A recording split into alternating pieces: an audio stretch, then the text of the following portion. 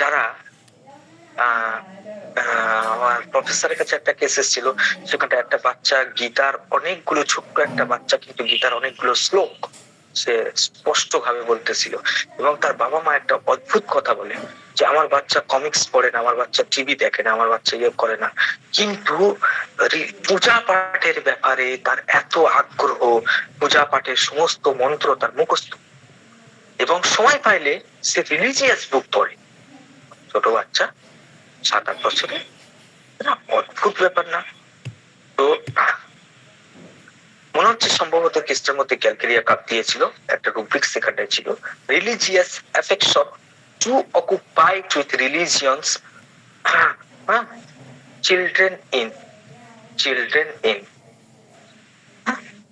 আর একটা রুব্রিক সেখানটায় সেট করা যায়, to occupied with religion wants to read the Bibles all the day. এখন বাইবেল তো একটা ধার্মিক বুকস, তো এটা আপনি যা কিছু ঢোকাইতে পারেন, সারা দিন যদি সময় পায় সে সারা দিন বাইবেল পড়বে বা ধার্মিক শাস্ত্রগুলোকে অধ্যয়ন করবে।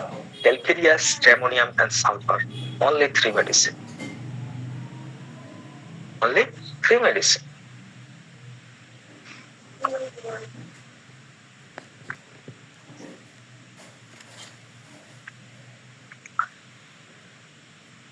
তো এক্ষেত্রে তার ধর্ম সম্পর্কেও আপনি জানতে চাইবেন, অবশ্যই রোগীর কাছে আমরা সবাই জিজ্ঞেস করবো রোগীর কাছে যে সে কতটা পূজা অর্চনার মধ্যে বা নামাজের মধ্যে, এই সমস্ত মধ্যে, সে যদি মুসলিম হয় আপনি তারা জিজ্ঞাসা করেন। খুব ভালো একটা প্রশ্ন আছে, একটা প্রশ্ন সেট আপ আমি করে রেখেছি, যারা একটু দেখি ধর্মীয় ব্যাপারে কথাবার্তা বলবে তাদের আমি অনেক সময় জিজ্ঞাসা করি আপনি কি তাহাজ্জুদ পড়েন?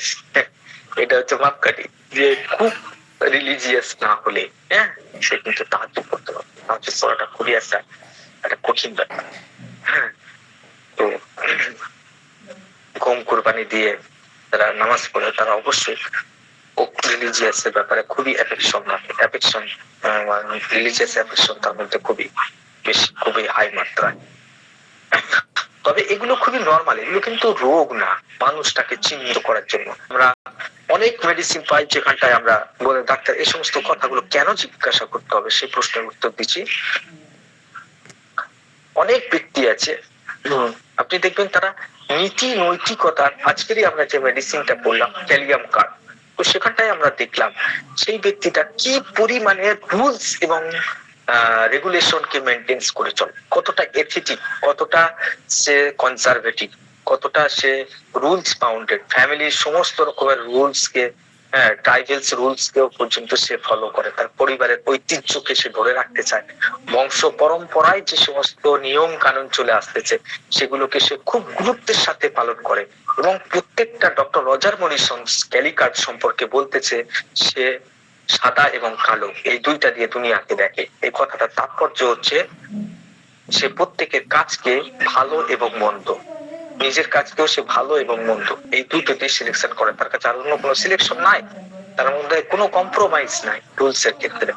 যে মানুষ হয়েছে আচ্ছা করে ফেলেছে, না, ভালো এবং মন্দ এইভাবে সে দুনিয়াকে বিচার করে। আমরা ডাক্তাররা ভালো মন্দ বিচার করতে বসি নাই, আমরা বসছি রোগীর মেন্টালিটিকে বোঝার জন্য। তো ভালো হয় নেগেটিভ নয় পজিটিভ, এইভাবে সে মানুষকে চিন্তা ভাবনা করে ক্যালিয়াম কার্ড। তাহলে দেখতেছি সে কতটুকু ডিউটি বাউন্ডেড, কতটুকু রুলস এর ফলো করে, তার কাছে একটু কাজে ফাঁকি দেওয়া মানে তার মানে তার কনস্টিটিউশন সেটা সহ্য করবে না। আর অনেকে কাজে ফাঁকি দেওয়ার জন্য অস্থির হয়ে আছে, হ্যাঁ সালফার, সে তো সুযোগ পেলেই শুয়ে পড়বে, তাই না? Lazy, calcarea carb also, calcarea carb also hard task oriented, খুবই কাজ করতে পারে। আবার কিছু গ্রুপ অফ ক্যালকেরিয়া আছে, কিছু ব্যক্তি আছে, কিছু ইন্ডিভিজুয়ালস আছে, তারা আবার লেজি হয়, আবার কিছু কিছু খুব হার্ড ওয়ার্কার হয়। দুই ধরনের ক্যালকেরিয়া কার্ভ দেখা যায়, আমি দুইটাই দেখেছি। আবার একটা উত্তরপ্রদেশে থাকাকালীন একটা এত মোটা সোটা ব্যক্তি, আর যে পরিমাণে ডিম খাইতো, তখন তো আমি অতটা হোমিওপ্যাথিক জানতাম না, কিন্তু এখন মনে হচ্ছে ক্যালকেরিয়া কার্ভের ভালো দৃষ্টান্ত যদি দিতে হয় তার ফিগারটাই যথেষ্ট এবং তার ডিম খাটাই যথেষ্ট। তো কিন্তু ওই যে মোটা শরীর নিয়ে সে যখন চলতো সেটা একটা খুব হাস্যকর চিত্র আসতো, কিন্তু পড়াশোনায় সে ছিল খুবই এক্সপার্ট, খুবই হার্ড ওয়ার্কার, খুবই মানে রাত রাতে জেগে পড়াশোনা করতো, মানে খুবই ডিউটি বাউন্ডেড। Task master. তো এই ক্যালকেরিয়া কার্ভ পেশেন্টের আমি চেম্বারের মধ্যে অনেক লেজি ক্যালকেরিয়া কার্ভ পাইছি। একটা এক্সিমার কেস ভয়ঙ্কর ভাবে ডিস্টার্ব হচ্ছিল, তো পায়ের মধ্যে কালো কালো ছোপ পড়ে গিয়েছিল এবং প্রায় 6 বছর পরে ক্যালকেরিয়া কার্ভ 0/1 0/2 লাস্টে ক্যালকেরিয়া কার্ভ 10। এখন আর পেশেন্ট আসে না, পেশেন্টটা মনে হচ্ছে ভালো হয়ে গেছে, 50% কিওর। আমি ক্যালকেরিয়া কার্ভ 50 দেওয়ার পরে 50 থেকে 70% এর মতো কিওর হয়ে গেছিল, তারপর মনে হয় ঠিক হয়ে গেছে। তো এক্সিমার কেস কালো হয়ে যেত, রস পড়তো, সে সমস্ত কিছু, কিন্তু তার মধ্যে ছিল এক্সট্রিম লেভেলের লেজিনেস। একজন মহিলা, যে তার মা বলতেছে যে পানিটাও পর্যন্ত তার মুখের কাছে তুলে ধরলে ভালো হয়। লেজিনেস থাকলে কাগজ দেখেছি। তো আমরা বলতেছিলাম মরাল ফিলিংস এর ব্যাপার। তো মরালিটিকেও জাজ করতে গেলে আমাদের রিলিজিয়াস এর প্রতি কতটুকু সে এফেক্টেড সেটুকু জাজ করতে হয়। তো কিছু কিছু ব্যক্তি আছে আবার নীতি নৈতিকতার কোনো ধারও ধরে না, হ্যাঁ, তার কাছে মানে সবকিছুই সমান। তো এরকম ব্যক্তি কারা? Belladonna, hyoscyamus, stramonium and veratrum মেলবা। এদের মধ্যে আবার রুলস বা মরাল ফিলিংস এর অনেক অভাব থাকে, মানে তারা হচ্ছে ভীষণ টাইপের, যাদের বলে বেয়াদব, ওরকম টাইপের বেশি।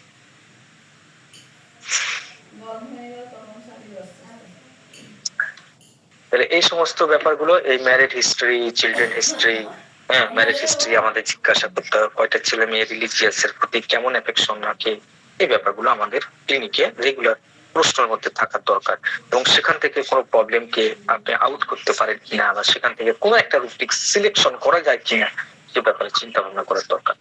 তাহলে এইটা হচ্ছে পার্টিকুলার অফ দ্য পেশেন্ট, যেখানে নাম, এজ, সেক্স, এই সমস্ত ব্যাপারগুলো মেনশন করা থাকবে। তাহলে পার্টিকুলার অফ দ্য পেশেন্ট আপনারা বুঝছেন। আচ্ছা, এবারে আমি যেটা পূর্বে আলোচনা করেছিলাম, হিস্ট্রির মধ্যে আমরা আলোচনা করেছিলাম, অর্থাৎ প্রেজেন্ট হিস্ট্রির মধ্যে বা প্রেজেন্ট কমপ্লেন্স এর মধ্যে, প্রেজেন্ট কমপ্লেনের মধ্যে আমরা কি কি আলোচনা করেছিলাম, কেউ একজন বলুন তো। প্রেজেন্ট কমপ্লেন্স কে আমাদের কি কি ভাগে ভাগ করেছিলাম? প্রেজেন্ট কমপ্লেন্স অর্থাৎ রোগী তো আর আপনাকে যেটা এসেই মাত্র সঙ্গে সঙ্গে যে কথাগুলো বলবে, রোগী তো আর আপনাকে প্রথমে এসে মাইন্ডের কথা বলবে না, বেশিরভাগ ক্ষেত্রে আপনাকে জেনারেল ব্যাপারে কিছু বলবে না। তার বর্তমানে কি কি সমস্যা হচ্ছে সেগুলোকে বলবে, সেটাকে আমরা 4টে ভাগে ভাগ করেছিলাম। কি কি কারো মনে আছে? প্রত্যেকটা কমপ্লেক্সকে কিভাবে লিখতে হবে?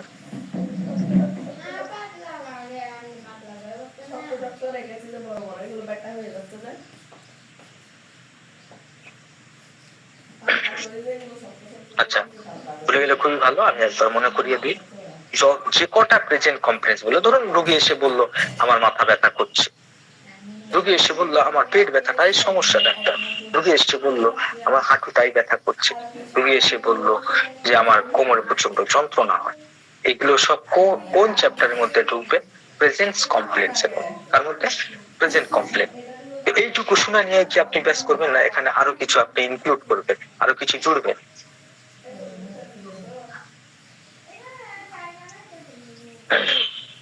মানে বর্তমান সমস্যা, বর্তমানে এই এই সমস্যা হচ্ছে, তো সেগুলোকে আপনারা কিভাবে প্রশ্ন করবেন, কি কি পয়েন্ট থেকে বিবেচনা করবেন?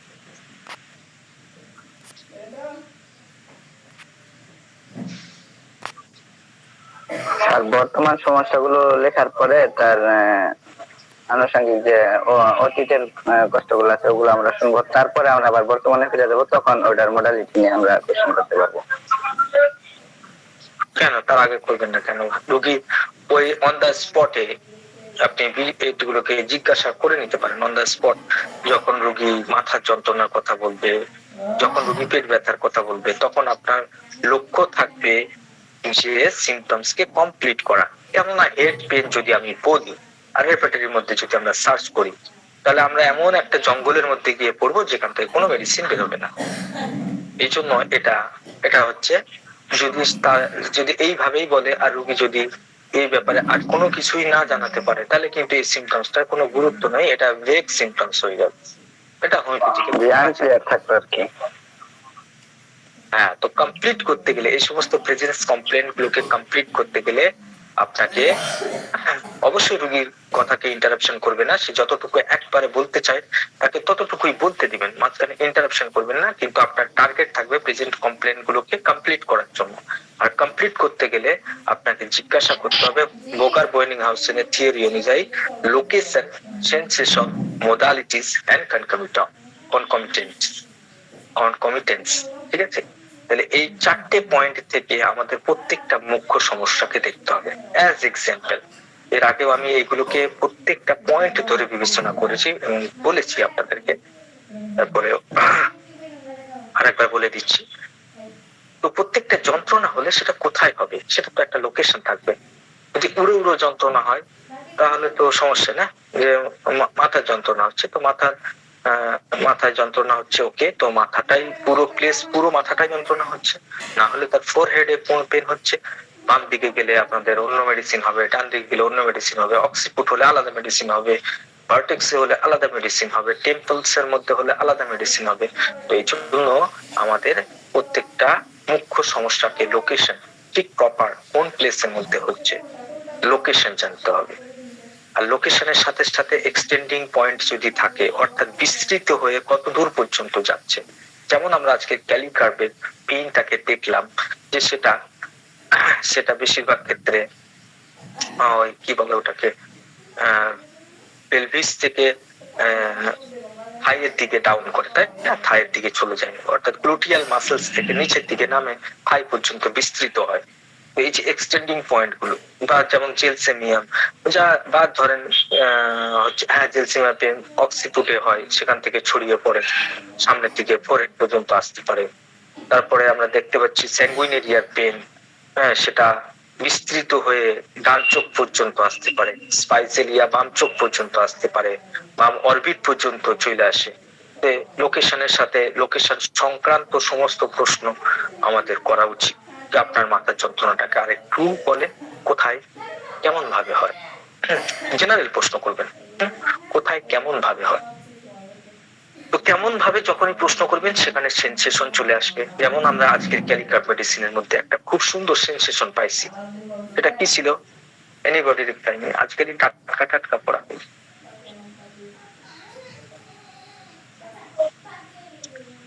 সেন্সেশনটা কি ছিল ক্যালিকার্ভের? স্যার স্টিচিং পেইনস আজকের মধ্যে, ইয়েস। আরে ভাই, এটা তো ভুললে হবে না, এটা তো ক্যালিকার্ভের কিনোটস, তাই না? এই কিনোটস গুলো মিস করলে আপনি রোগী হারায় ফেলবেন, মেডিসিন অন্য থেকে অন্যদিকে চলে যাবে।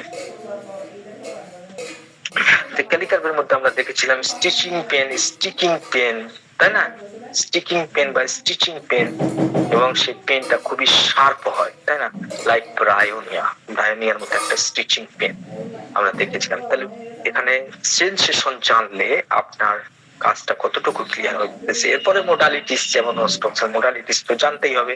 মোডালিটিস হচ্ছে কি, এমন কিছু কিছু ডাক্তার আছে এতটা গুরুত্ব দেয়, বিশেষ করে আমার ডক্টর সুশীল দুবে মোডালিটিস এর উপরে প্রচন্ড গুরুত্ব দেন, বলে মোডালিটি মিস করা মানে মেডিসিন মিস করা।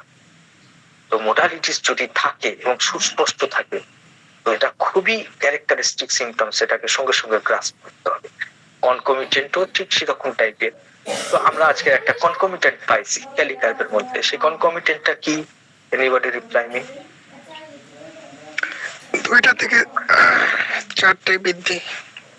কনকমিটেন্ট মানে এমন, কনকমিটেন্ট মানে এই সহযোগী, যখন থেকে আপনার মাথা ব্যথা আছে, যখন থেকে আপনার নাক থেকে রক্ত পড়ছে, যখন থেকে আপনার পায়খানাটা শক্ত হচ্ছে, তার সাথে সাথে আর অন্য কোনো সমস্যা আপনার শরীরে হচ্ছে, তো এটাকেই বলা হচ্ছে কনকমিটেন্ট। যে সাথে সাথে আসে, সাথে সাথে চলে যায় যারা, তারা হচ্ছে কনকমিটেন্ট। বুঝতে পেরেছেন আব্দুর রহিম ভাই? তো ক্যালিকার্ভের কনকমিটেন্ট কি ছিল? ক্যালিকার্ভের কনকমিটেন্ট কি ছিল? ব্যাকেক, হ্যাঁ, কোমর ব্যথা। রাইট। ক্যালিকার্ভের কোমরের ব্যথাটা, আপনি সেখানে মেট্রোরেজিয়া পান, মেনোরেজিয়া পান, অ্যামেনোরিয়া পান, ডেলিভারি হোক, হ্যাঁ, এনি টাইপ অফ ডিজিজ হোক, বেশিরভাগ ক্ষেত্রে দেখা যায় সেখানটায় ক্যারেক্টারিস্টিক হিসেবে এই ব্যাক পেইনটা কনকমিটেড হিসেবে চলে আসে। ঠিক সেরকম টাইপের আর একটা খুব সুন্দর এক্সাম্পল আছে আপনাদের সামনে, যেটা কিনা ইউফ্রেশিয়া। ইউফ্রেশিয়ার এনি টাইপ অফ সমস্যা হোক, সেটা মেন্সের প্রবলেম হোক, সেটা পেটের কোনো সমস্যা হোক, সেটা কোনো মিউকাস মেমব্রেনে কোনো ধরনের স্রাব হোক, তার সাথে সাথে আমরা কনকমিটেন্ট হিসেবে কি পাই, কি পাই বলে ইউফ্রেশিয়া? চোখে পানি আসে, চোখের পানি, চোখের পানি আসা। ইভেন ডক্টর কেন্ট বলছেন যে নাকে যদি ক্যান্সারও হয় আর তার সাথে যদি চোখে পানি আসার সিমটমস দেখে, তাহলে সেখানটায় ইউফ্রেশিয়া যায় কিনা একবার চিন্তা করবেন। দেখছেন, ক্যান্সারের সঙ্গে চোখের জলের কম্বিনেশন করে ইউফ্রেশিয়া আসতেছে। আমার কথা না, ডক্টর কেন্ট বলছে। তাহলে কনকমিটেন্ট কতটা ইম্পর্টেন্ট ফ্যাক্ট, আমরা কিন্তু কনকমিটেন্টকে একটু মিস করি। আমরা এই প্রশ্নটা করতেই ভুলে যাই রোগীদের, যে আপনার যখন থেকে মাথা ব্যথা হচ্ছে, আপনার যখন থেকে নাক থেকে রক্ত পড়ছে, বা আপনার যখন থেকে কাশি শুরু হয়েছে, সেখানে তার সাথে সাথে আপনার আর কি সমস্যা দেখা দিয়েছে বডিতে, যেটা আপনার মনে হবে যে এইটা যখন থেকে দেখা দিয়েছে ডাক্তার, এই পায়ের ব্যথাটা তখন থেকে শুরু হয়েছে, বা এইটা যখন থেকে শুরু হয়েছে তখন থেকে কোষ্ঠকাঠিন্য দেখা দিয়েছে, বা যেখান থেকে কানে পুঁজ আসতেছে সেখান থেকেই হচ্ছে কি আমার এক ধরনের অ্যাংজাইটি মনের মধ্যে আসতেছে, এক ধরনের ভয় লাগতেছে ক্যান্সার হয়ে যায় কিনা। এই ফিয়ারের সঙ্গে এই হচ্ছে কি কানের পুঁজের একটা রিলেশন ক্রিয়েট করতেছে। তো এটা হচ্ছে কনসামিটেড, এটা মাইন্ড থেকে হতে পারে, ফিজিক্যাল জেনারেল থেকে হতে পারে। যখন থেকে ডাক্তার এই সমস্যা হচ্ছে তখন থেকে আমার ঘুম নাই, আমি ঘুমাইতে পারছি না, আমি যত চেষ্টা করতেছি আমার মন ফ্রি আছে, তারপর আমি ঘুমাইতে পারছি না। Getting my point? It is concomitant. মাইন্ডের সঙ্গে ফিজিক্যালের যখন কম্বিনেশন হয়, ফিজিক্যালের সঙ্গে মাইন্ডের যখন কম্বিনেশন হয়, তখন সেই সিমটমস এর গুরুত্ব অনেক অনেক বেশি পরিমাণে বেড়ে যায়, অনেক বেশি পরিমাণে বেড়ে যায়। তো কনকমিটেন্ট, আমি এত ক্লাসের মতো হয়ে যাচ্ছে, আমি তো রিভাইজ করতে আসছিলাম, আপনারা তো মানে শেয়ার করতে পারছেন না, কি বুঝতেছি না। এগুলো তো আমি এর আগেও আলোচনা করেছি, যে প্রেজেন্ট কমপ্লেন্টস এর মধ্যে আপনাদেরকে কি কি জিজ্ঞাসাবাদ করতে হবে। প্রেজেন্ট কমপ্লেন্টস এর মধ্যে লোকেশন, সেন্সেশন, মোডালিটিস, কনকমিটেন্স, এই 5টা পয়েন্ট অবশ্যই জিজ্ঞাসাবাদ করবেন, নালে সিমটমস তার কোনো গুরুত্ব থাকবে না। যেমন হেড পেন, তো মাথার যন্ত্রণা, শুধু মাথার যন্ত্রণা নিয়ে আপনি কিছুই করতে পারবেন না। তার মধ্যে যদি মোডালিটিস না থাকে, তার মধ্যে যদি কনকমিটেন্স না থাকে, তার মধ্যে একটা সেন্সেশন যদি না থাকে, তাহলে সেই সিমটমস তার কোনো গুরুত্ব থাকে না। Getting my point? এবারে সেই প্রেজেন্ট কমপ্লেন্সটাকে আরেক ভাবে আপনাকে চিন্তা করতে হবে। এটাতে গেল তো একটা নির্দিষ্ট ছকে গেল, এটা সিমটমস কমপ্লিট হলো, এরপরে কি কাজ শেষ হলো না? প্রেজেন্ট কমপ্লেন্স কে মানুষ খুবই অবহেলা করে। আমাদের হোমিওপ্যাথি ডাক্তাররা প্রেজেন্ট কমপ্লেন্স এর ব্যাপারে কিছুই শুনতে চায় না, মনে করে এগুলো সব লোকাল সিমটমস, এগুলোর কি গুরুত্ব, শুধু জেনারেল নিয়ে টানাটানি করে, শুধু মাইন্ড নিয়ে টানাটানি করে। কিন্তু অনেক গুরুত্বপূর্ণ কিনোটস, অনেক গুরুত্বপূর্ণ কেস সলভের পয়েন্ট এই প্রেজেন্ট কমপ্লেন্স এর মধ্যে থাকে। এমন এমন ক্যারেক্টারিস্টিক থাকে যেগুলোকে আপনি অবহেলা করতে পারবেন না। এই যেমন আমি সমস্ত তো দৃষ্টান্ত সহকারে বলতেছি, ইউফ্রেশিয়ার কথা বলতেছি, ক্যালিকার্ভের কথা বলতেছি, আপনারা দেখছেন সেখানে কোনো জায়গায় সেন্সেশন ইম্পর্টেন্ট হয়ে যাচ্ছে, তো কোনো জায়গায় কনকমিটেন্ট ইম্পর্টেন্ট হয়ে যাচ্ছে। ক্যান্সারের মধ্যে আপনি ইউফ্রেশিয়া দিতে পারছেন কনকমিটেন্টের উপরে বেস করে, সেখানে কোনো মাইন্ডের সিমটমস নাই।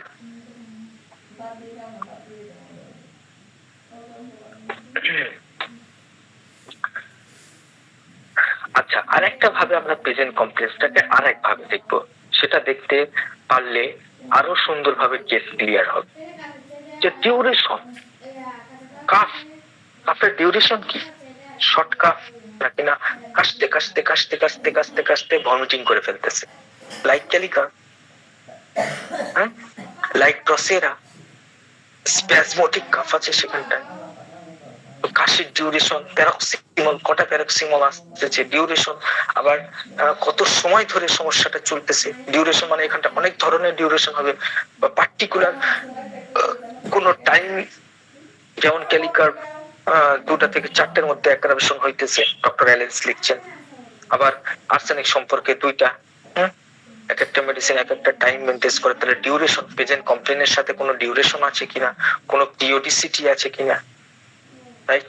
তো ডিউরেশন মানে সময়, এখানে পিরিয়ডিসিটি দেখা যায়, এখানটায় কত সময় ধরে সমস্যাটা থাকে, যন্ত্রণা শুধু বিকাল 4টে থেকে সন্ধ্যে 8টা পর্যন্ত হয়, গ্যাসের সমস্যা, এই যে ডিউরেশন, ডিউরেশনটা একটা নির্দিষ্ট টাইম পর্যন্ত গ্যাসের সমস্যাটা অ্যাগ্রাভেট করতেছে, এই সময়টা ডিউরেশন, একটু ডিউরেশনটাকে দেখতে হবে, প্রেজেন্ট কমপ্লেনের ডিউরেশনটা কতক্ষণ থাকছে, রক্তটা কি একদিন বাদে বাদে পড়ছে না এক সপ্তাহ বাদে বাদে আসতেছে, ডিউরেশনটা জানতে হবে। প্রেজেন্ট কমপ্লেন্টস কে আরেক ভাবে দেখবেন mode of onset, mode of onset, অর্থাৎ সেটা কেমন ভাবে বিস্তৃত হয়েছে, রোগী 1 বছর ধরে ভুগতেছে, রোগী 1 মাস ধরে ভুগতেছে, রোগী 1 সপ্তাহ ধরে ভুগতেছে, হ্যাঁ, তো সেটা কিভাবে মানে শুরু হলো, সেই প্রসেসিংটা কতটা স্লো কতটা ফাস্ট। কেননা আমরা যদি ম্যাটেরিয়া মেডিকা নিয়ে পড়ি, তাহলে ম্যাটেরিয়া মেডিকার মধ্যে কিছু কিছু মেডিসিন আছে যারা খুবই ফাস্ট, আবার কিছু কিছু মেডিসিন আছে খুবই স্লো। তাহলে ঠিক সেরকম ভাবে প্রত্যেকটা পেশেন্টের, কারোর খুব দ্রুত ক্যান্সার চলে আসে, খুব দ্রুত ডেভেলপমেন্ট হয়, আর কারোর 10 বছর ধরে আস্তে আস্তে আস্তে আস্তে আস্তে আস্তে করে চলতে থাকে, কারোর হচ্ছে কি আলসারেশন খুব দ্রুত ক্রিয়েট করে, আবার কারোর খুবই slow slow slow slow slow slow ভাবে হয়, তাই না? তো যেরকম রোগের যেরকম প্রোগ্রেস, ঠিক আপনি এমন একটা মেডিসিন নির্বাচন করবেন সেখানটা যেন মেডিসিনের প্রোগ্রেস ঠিক সেম লেভেলটাকেও ম্যাচ করে, সদৃশ্য সব দিক থেকে হইতে হবে, তবে পারফেক্ট সিমিলিমাম হবে, আর নাহলে পার্সিয়াল সিমিলিমাম হবে। আপনি একোনাইটের কেসে বা কোনো মূর্খ ডাক্তার এমন নয় যে বেলেডোনার কেসে ব্রায়োনিয়া প্রেসক্রিপশন করবে, কেননা বেলেডোনা একোনাইট এদের অনসেট হচ্ছে খুবই ভায়োলেন্ট। আমরা অ্যাকিউটের মধ্যে দেখতেছি যে একোনাইটের পেশেন্ট সকালে ঠান্ডা খাইলে সন্ধ্যা পর্যন্ত তার জ্বর আসবে, কিন্তু হেপার সালফ হচ্ছে কি তার পরের দিন সকালে গিয়ে জ্বর আসবে। আর সেই কেসটা যখন আরো পুরাতন হয়, বা এমন কিছু রোগী থাকে যারা 3 দিন আগে ঠান্ডা লেগেছে, 4 দিন আগে মুখ ব্রিজে গিয়ে হাওয়া খাইছিল, আর 5 দিন বাদে তখন থেকে গা ম্যাজ ম্যাজ ম্যাজ ম্যাজ করতে করতে করতে করতে এই 4 দিনের মাথায় গিয়ে জ্বর আসলো, তখন কিন্তু আর না আসবে একোনাইট, না আসবে বেলেডোনা, না আসবে হেপারসাল, তখন মেডিসিন আসবে ব্রায়োনিয়া, তখন মেডিসিন আসবে জেলসেনিয়াম। Getting my point? তাহলে মুড অফ অনসেট এটা খুবই ইম্পর্টেন্ট। আপনাকে মেডিকার মধ্যেও বুঝতে হবে মেডিসিনের অ্যাকশনটা কতটা স্পিড, আপনার রোগীর মধ্যেও দেখতে হবে তার রোগের প্রসেস কতটুকু স্পিড, দুটোর মধ্যে ম্যাচ করতে হবে। আর এই রোগের প্রসেস আপনাকে দেখতে হবে যে কমপ্লেন্সটা নিয়ে এসে এসছে চিফ কমপ্লেন, সেখানটায় কতটা ফাস্ট কাজ হচ্ছে কতটা স্লো কাজ হচ্ছে। সাইলেসিয়া, ক্যালকেরিয়া কার্ড, এই সমস্ত মেডিসিন গুলো খুবই স্লো। সাইলেসিয়ার তো কেসের মধ্যে আপনি দ্রুত উন্নতির আশাই করতে পারবেন না, এবং সেখানকার যে হাড়ের মধ্যে যে ডিজেনারেশন হয়, অ্যাবসেসের মধ্যে যে ধরনের পুঁজ পুঁজ বা কুইন্সি প্রডিউস হয়, সেগুলো খুবই স্লো স্লো স্লো। নট হেপারসাল, হেপারসাল খুব ফাস্ট পোস্ট বের করে মানে প্রসেসিং করে, সেখানে আপনি ভয়ঙ্কর সবকিছু পাইবেন হেপারসালফের মধ্যে। বাট সাইলেসিয়ার যদি পোড়া বা পুঁজ হয়, সেখানে দেখবেন ধীরে ধীরে রস আসতেছে, ধীরে ধীরে রস আসতেছে, হ্যাঁ 6 মাস 8 মাস ধরে পড়া কন্টিনিউয়াস চলতেছে, প্রসেস তার শেষ হইতেছে না, সেখানে অদ্ভুত ধরনের পেনও থাকে না। Getting my point? একটা মিনিট প্লিজ।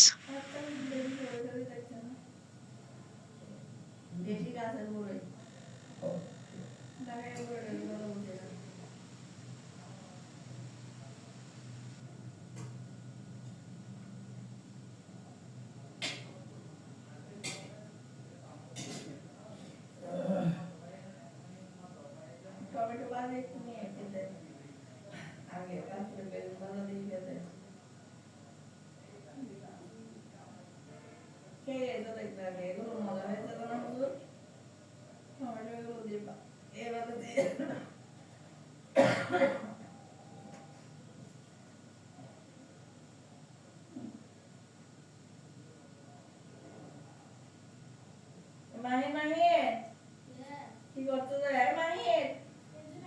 নামাজ পড়ে না এখন, আমার ক্লাস বন্ধ হয়ে গেছে।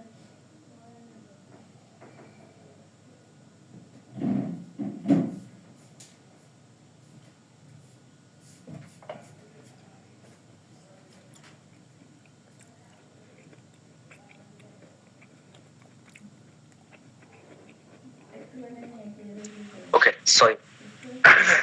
তাহলে আমরা দেখলাম যে মোড অফ অনসেটটাকেও যদি মেডিসিনের সঙ্গে ম্যাচ করানো যায় তাহলে সেক্ষেত্রে খুবই ভালো হয় এবং সেটা আরো বেশি সদৃশ্যতম মেডিসিনের দিকে যায়।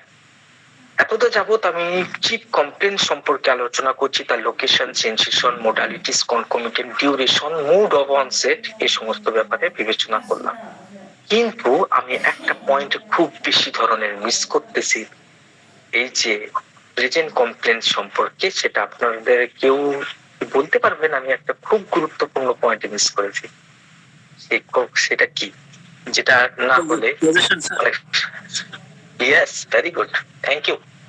কজেশন, প্রবাবল কজ, এই যে মাথার যন্ত্রণা আসলো, এই যে হাঁটুর ব্যথা আসলো, এই যে মনোকষ্ট আসলো, এই যে ডিপ্রেশন আসলো, এই যে নার্ভাস উইকনেস আসলো, এর কারণটা কি? এটা কেন আসলো? এই কজেশন কি?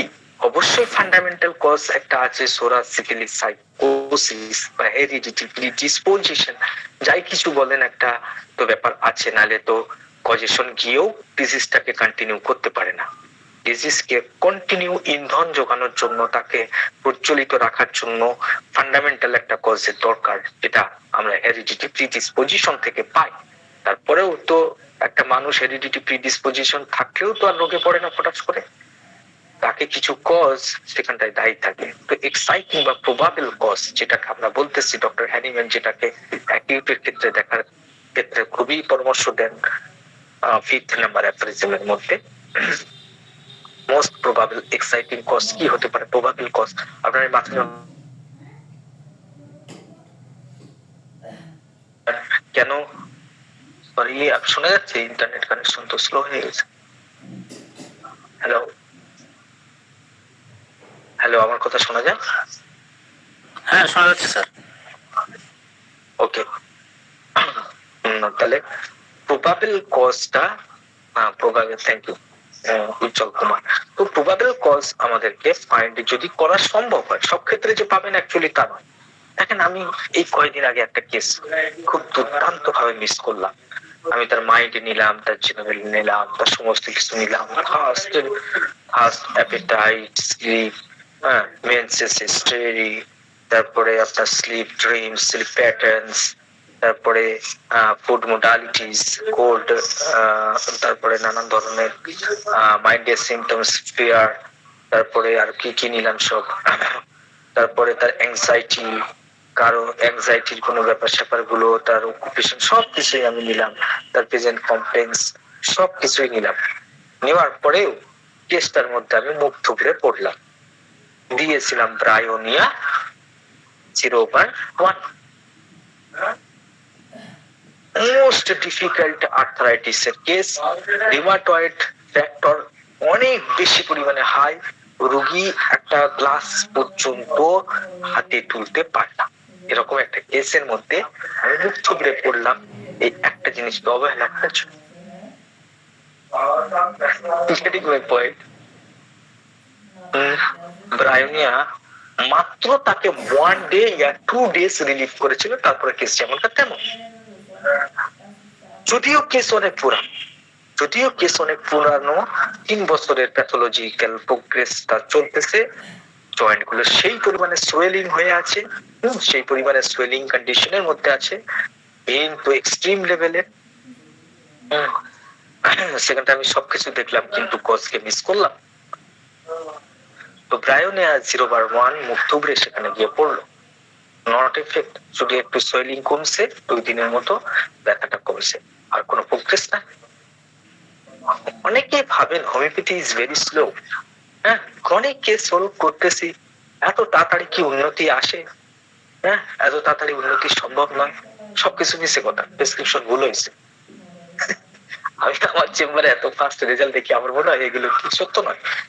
আপনি যখনই সিমিলিমাম মেডিসিন প্রেসক্রিপশন করতে পারবেন, কিছুই না কমুক, চিফ কমপ্লেন্সকে অবশ্যই কমতে হবে। রোগীর যে সমস্যা নিয়ে এসছে, আমি যেটুকু আমি প্র্যাকটিস করে বুঝতেছি এবং অন্যান্য ডাক্তারদের প্র্যাকটিসকে, যে সমস্ত জিনিয়াস ডাক্তার আছে, সাধারণ ডাক্তার না, জিনিয়াস, ডক্টর কেট, ডক্টর ফারিংটনের কেস, আর ডক্টর ফ্যারিকটনের টেস্ট অনেক দেখছি আমি। তো এই সমস্ত ক্ষেত্রে দেখি সর্বপ্রথম চিপ কমপ্লেন্সকে অবশ্যই কমতে হবে, তাহলে আমার প্রেসক্রিপশনটা রাইট জেনারেলে বা মাইন্ডে ওষুধ পৌঁছাতে গেলে অনেক সময় লাগে, আই নো। কিন্তু রোগী যে মুখ্য সমস্যা নিয়ে এসছে, রোগী রাত দিন ঘুমাইতেছে না, আপনি ওষুধ দিচ্ছেন আর তারপরে তার ব্যথাটা কমতেছে না, তাহলে তো প্রেসক্রিপশন হইলো না ভাই। যখনই সিমিলি বা মেডিসিন ওখানে প্রেসক্রিপশন হবে, ফার্স্ট আপনার যন্ত্রণা কমবে। আমরা চিপ কমপ্লেন্স এর মতো উন্নতি দেখা দিতে হবে, রোগীর জীবন স্টেবল হবে, রোগীর লাইফস্টাইল বেটার হবে। এই যে পেশেন্ট এসে বলে আই এম ভেরি ওয়েল, যদি যন্ত্রণা না কমে সে ভেরি ওয়েলটা বলবে কোথায় থেকে? আমি তো এটা বুঝি না। তো আমি সঙ্গে সঙ্গে সিদ্ধান্ত নিলাম নিশ্চয়ই প্রেসক্রিপশনের মধ্যে কোনো একটা ভুল হয়েছে। এত একটা অ্যাকিউট পেইন সেখানে ক্রিয়েট হয়ে আছে, যদিও ক্রনিক কেস, যদিও সেখানে ডিফরমিটিস দেখা দিক, আর্থারাইটিস দেখা দিক, আর যাই দেখা দিক প্যাথোলজি, কিন্তু পেইন তো কমবে। সে তো নিজের ইচ্ছায় চলাফেরা করতে পারবে, 15 দিন ওষুধ খায় তার মধ্যে কোনো উন্নতি হবে না, এটা আমি বিশ্বাস করতে পারি। তো এর রিকেসটা কি, কেন সমস্যাটা হইলো, কি জন্য হইলো? আমি দেখতেছি সেখানটায় ব্রায়োনিয়া গিয়ে একটু ইমপ্রুভমেন্ট করছে, সামান্য একটু পেনে রিলিফ করেছে এবং সোয়েলিংটা কম করেছে। তারপরে আমি ফার্দার যখন ইনভেস্টিগেশন করলাম তো বললো ডাক্তার আমার তো প্রচন্ড যন্ত্রণা, একটু ভালো ওষুধ দেন, আমি তো উঠতে পারছি না, আমি নড়তে পারছি না, আমি চড়তে পারছি না। আমি তখনও ভেবেছিলাম একটা ওষুধের কথা, কিন্তু সেটাকে প্রয়োগ করতে পারিনি কোনো কিনোটস এর অভাবে। কিন্তু একটা অদ্ভুত কথা শুনলাম, আমি তাকে বারবার জিজ্ঞাসা করেছি, এটা আমার ভুল নয়, পেশেন্টের ভুল, পেশেন্ট একটু রিজার্ভ টাইপের, লজ্জা শরমের খাতিরে সে আমাকে কথাটা বলে, তাই জন্য আমি প্রেসক্রিপশনটাকে মিস করেছি, ব্রায়োনিয়ার মধ্যে কনফিউজ করেছি। তো আমি, সে বললো যে এখন আমার বাচ্চাটা না গায়ের কাছে আসলে আমার খুব ভয় লাগে, যদি একটু ঠোকর লেগে যায় তাহলে তো আমার প্রচন্ড যন্ত্রণা হবে। আরে এই কথাটা ফিয়ার অফ টাচের মধ্যে আমি লিখেছিলাম একটা আন্ডারলাইন দিয়ে, কিন্তু ব্রায়োনিয়া গিয়ে পিকচারের মধ্যে একটু ক্লিয়ারিটি এনে এই ফিয়ার অফ টাচটাকে একটু বাড়াইছে। তো ফিয়ার অফ টাচ কোন মেডিসিনের কথা আমাদের মাইন্ডের মধ্যে সর্বপ্রথম আসা দরকার? Arnica sir. Arnica, right, yes arnica. এবং এক্সট্রিম লেভেলের সোরনেস সেখানে ক্রিয়েট হয়ে আছে, সোরনেস উইথ পেন, পেনও খুব বেশি, সোরনেসও বেশি, কিন্তু তুলনা করে দেখলাম আমি যে সেখানটায় সোরনেস বেশি।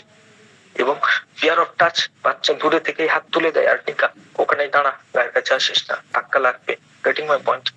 তো এই লেভেলে যখন আমি পৌঁছালাম এবং আমি একটা অদ্ভুত কথা শুনলাম যে ভদ্র মহিলার 2 বার বিয়ে হয়েছে, প্রথম স্বামী তার তালাক, প্রথম স্বামীকে সে তালাক দিয়েছে সম্ভবত, এবং দ্বিতীয় স্বামী সে ঘর করতেছে, কিন্তু এরকম ডিজিজ কন্ডিশনের মধ্যে চলে আসছে, সাফারিংটা বেড়ে গেছে। তখন আমি বললাম যে এটা হবার কারণ কি? একটা একটা কত সুন্দর সুস্থ শরীর, শরীরের গঠন কাঠামো এটাকে ইয়ে করে না যে রোগী খুবই দুর্বল বা রোগী খুবই উইকনেস, প্রচন্ড পরিমাণে দুর্বলতা আছে বা কনস্টিটিউশন ব্রেক হয়েছে, এরকম তো মনে হইতেছে না। এবং আমি সেখানটা হিস্ট্রি নিয়ে দেখলাম 6 মাসের মধ্যে তার হাই ফিভারের হিস্ট্রিও আছে। তাহলে কিন্তু কনস্টিটিউশন ধরে রেখেছে, তাহলে এখানটায় মনে হচ্ছে কোনো একটা লেয়ার আছে। এইভাবে আমি চিন্তা ভাবনা করার পরে আমি তখন মহিলাকে ধমক দিলাম যে আপনি এমন কিছু আমার কাছে লুকাচ্ছেন যেটা আমি আশা করি নাই, এবং আপনার কেস আমি সলভ করতে পারবো। তো বললেন না ডাক্তার আমি তো কিছুই লুকাইনি। আমি তখন একদম স্পষ্ট ভাবে পয়েন্ট আউট করেছি যে আপনার পূর্বের স্বামী আপনাকে প্রচন্ড মারধর করতো, ইয়েস অর নো? তো ভদ্র মহিলা পুরো অবাক হয়ে গেছিল, সারপ্রাইজড, কেন আমি কনকের মতো কথা বলতেছি। তো ভদ্র যে তখন কান্না করে ফেলেছে, ডাক্তার এই কথা একদম সত্য। বলেন কি দিয়ে মারতো? বলে কোদালের মাঠ, লাঠি, কালসিটে দাগ পড়ে যেত, ইয়েস। যখন মারতো একদম পুরো মানে অমানুষের মতো মারধর করতো। কজেশন ফিয়ার অফ টাচ, তো আপনারা তো বুঝতেছেন, আপনারা এই প্রেসক্রিপশন করে ফেলবেন। তো আর্নিকা টেনেমটাকে প্রেসক্রাইব করা হচ্ছে। তো এই যে probable exciting course, it is very important, এই পয়েন্টটাকে আমি মিস করতেছিলাম। এই জন্য আমি কনফিউজের মধ্যে ব্রাইনিয়া চলে গেছি, স্টিচিং পেন, প্রচন্ড ব্যথা, সোরনেস, নাড়াচাড়া করতে পারছে না, হাত তুলতে পারছে না, হ্যাঁ, মোশন অ্যাগ্রাভেশন, জার অ্যাগ্রাভেশন, সবকিছু নিয়ে ব্রাইনিয়া প্রেসক্রিপশন কইরা দুম কইরা পড়েছি। এখন আর্নিকা প্রেসক্রিপশন করে আই এম কনফিডেন্ট। আমি তারে বলেছি, তবে কালকে না পরশুদিন প্রেসক্রাইব করেছি তাকে। আমি তাকে বলেছি আফটার 48 আওয়ার্স 100% ইউ ইমপ্রুভমেন্ট। আপনি ইমপ্রুভমেন্ট দেখবেন, এমন মজা পাইবেন ওষুধ খাইয়া, লাইফে কোনোদিন এরকম ওষুধ খাইছেন বলে আপনি ধারণা করতে পারবেন না। কোথায় থেকে কথাটা বললাম? আমি তো গণক নয়, আমি অবশ্যই মনে করি যে সবকিছু আরোগ্য দানের দাতা একমাত্র আল্লাহ, এটা আমি আই এম শিওর। কিন্তু আমি বলতেছি কোথায় থেকে, সাইন্টিফিক একটা ক্যালকুলেশন থেকে বলতেছি যে আর্টিকেল নোটস আমি পাইছি এবং ভালো মতো পাইছি এবং কজেশন পাইছি এবং এফেক্টও পাইছি। Cause plus effect is equal to result. প্রকৃতি সবসময় একটা কজেশনের উপর কাজ করে, কোনো কিছু দুম করে ঘটে যায় না। Getting my point? Well, probable exciting cause, it is very important. এটাকে কখনোই চিপ কমপ্লেন্সের ক্ষেত্রে মিস করবেন না। যত সম্ভব ইনভেস্টিগেশন করার দরকার এখানটায়, যে কি কারণ থাকতে পারে আপনার এই সমস্যার পিছনে। আপনি সেটা না লজ্জা কইরা, না শরম কইরা প্লিজ বলেন, এরকম ভাবে জিজ্ঞাসা করা উচিত। হিস্ট্রি অফ প্রেজেন্ট কনফারেন্সের মধ্যে আমাদের ট্রিটমেন্টের হিস্ট্রিও দেওয়ার দরকার। If any treatment, if any and it's after effect. আমরা প্রেজেন্ট কমপ্লেন্সটাকে বেশিরভাগ ক্ষেত্রে বিকৃত অবস্থায় ক্লিনিকের মধ্যে পাই। কেন পাই বিকৃত অবস্থায়, কেউ বলতে পারবেন? স্যার বিভিন্ন ধরনের চিকিৎসা করে আছে স্যার, সর্বশেষ আসে স্যার আমাদের হোমিওপ্যাথির কাছে বিভিন্ন ধরনের চিকিৎসা। রাইট রাইট 100%, এই ঠিক কথা বলেছেন, একদম পারফেক্ট কথা বলেছেন। ওরে আল্লাহ রে, হোমিওপ্যাথিক ডাক্তারদের তো একদম সর্বনিচের দিকে রাখে পাবলিক। আগে এই মাথার যন্ত্রণাটাকে কমাবার জন্য অ্যাসপিরিন, তারপরে ওই নাফা টাফা কি সব বলে, সব কিছু খাইয়া যখন আর মাথার যন্ত্রণা কমে না, তখন আসে ডাক্তারের কাছে। তখন কিছু মডালিটিস চেঞ্জ হয়ে যায়, কিছু হয়ে যায়, কেউ কেউ আয়ুর্বেদিক ওষুধ খায়। আমার একটা ক্যান্সারের পেশেন্ট, কি সুন্দর কাজ করছিলাম। এখানে একজন আছেন যিনি এই ক্যান্সারের পেশেন্ট সম্পর্কে তিনি খুব ভালোভাবে জানেন এই কেসটা, তিনি দেখেছেন এবং অনেক হেল্প করেছেন। তো সেই ক্যান্সার পেশেন্টকে আমরা সুন্দরভাবে আগাচ্ছিলাম, কিন্তু মাস পথে আয়ুর্বেদিক ট্রিটমেন্ট গিয়া সেখানে এমন একখান ঝামেলা বাঁধাইলো, তারপরে কেসটাকে কোনোভাবে আর কন্ট্রোল করা গেল না। এমনিতে তো মেটাস্টেসিস হয়েছিল সম্ভবত, তারপরেও চেষ্টা করতেছিলাম যদি উপরওয়ালা যদি একটু রকম করে, হ্যাঁ। কিন্তু মাঝখানে আয়ুর্বেদিক মেডিসিন ঢুইকা গিয়া এমন কেসটারে দফা রফা করলো, আর কোন কুল কিনারা হাতামাতা খুঁজে পেলাম না, কোনটা যে আয়ুর্বেদিক মেডিসিনের সিমটমস আর কোনটা যে তার পাস্টের সিমটমস। এখন বর্তমানে সেইগুলো মিক্সড হইয়া কি যে খিচুড়ি একটা অবস্থা হয়েছে। তো রোগীটা মারাও গেছে। তো এই কেসটাকে মানে সুন্দর ভাবে এগেছিল, মানে সুন্দর, মানে আমি তো তার জেনারেল ইমপ্রুভমেন্ট হয়েছিল, তার ক্ষুধা বাইরে গেছিল, তার পায়খানা, তার ব্লাড যাওয়া, তার পেটের মধ্যে সার্পিং, কাটিং পেন, সেই সমস্ত কিছু সব রিলিফ হয়ে গেছিল ফার্স্ট মেডিসিন।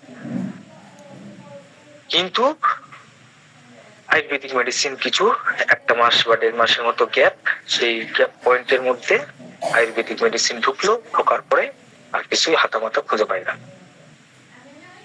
তো ট্রিটমেন্ট সে কি নিয়ে এসছে এটা আপনাকে একটু অবশ্যই প্রেজেন্ট কমপ্লেন, বিশেষ করে চিফ কমপ্লেন্স এর জন্য রোগী বেশি ট্রিটমেন্ট নেয়। তার ভয়ঙ্কর মাথা যন্ত্রণা যে সে ট্যাবলেট খাবে না ভাই, সে তো ন্যাচুরালি ভাবে ট্যাবলেট খাবে, ন্যাচুরালি ভাবে খাবে।